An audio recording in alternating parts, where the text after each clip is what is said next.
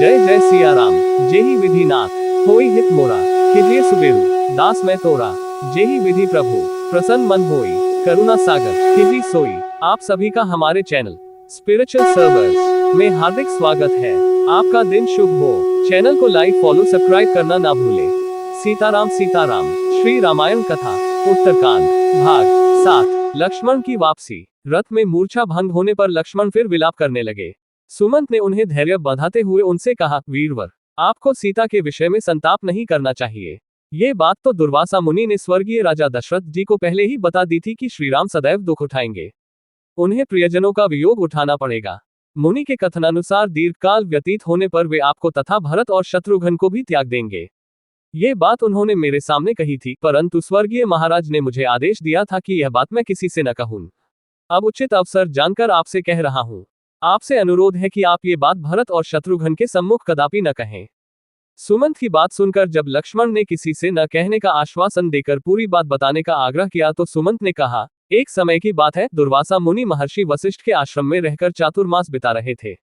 उसी समय महाराज दशरथ वशिष्ठ जी के दर्शनों के लिए पहुंचे। बातों बातों में महाराज ने दुर्वासा मुनि से पूछा कि भगवान, मेरा वंश कितने समय तक चलेगा? मेरे सब पुत्रों की आयु कितनी होगी? कृपा करके मेरे वंश की स्थिति मुझे बताइए।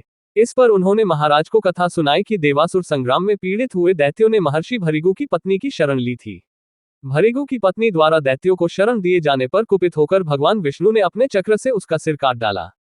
अपनी पत्नी के मरने पर भृगु ने क्रुद्ध होकर विष्णु को शाप दिया कि आपने मेरी पत्नी की हत्या की है, इसलिए आपको मनुष्य के रूप में पृथ्वी पर जन्म लेना पड़ेगा और वहां दीर्घकाल तक पत्नी का वियोग सहना पड़ेगा। शाप की बात बताकर महर्षि दुर्वासा ने रघुवंश के भविष्य संबंधी बहुत सी बातें बताईं।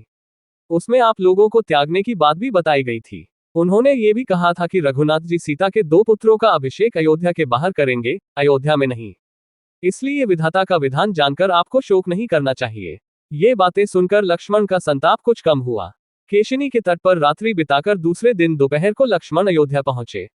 उन्होंने अत्यंत दुखी मन से श्रीराम के पास पहुंचकर सीता के परित्याग का संपूर्ण वृतांत जा सुनाया। राम ने संयमपूर्वक सारी बातें सुनी और अपने मन पर नियंत्रण रखते हुए राजकाज में मन लगाया। जय जय सिया राम। हे रामा पुरुषोत्तमा नरहरे नारायणा केशवाय, गोविंदा गरुड़ध्वजा गुणनिधे दामोदरा माधवा। हे कृष्ण कमलाप्ते यदुक्ते सीताप्ते श्रीप्ते, वैकुंठादित्य चराचर पते लक्ष्मीप्ते पाहिमाम। सियावर रामचंद्र की जय। उमापति महादेव की जय। आगे की कथा भाग 8 कल आपको पुनः मिलेगी। आप सभी का दिन शुभ हो।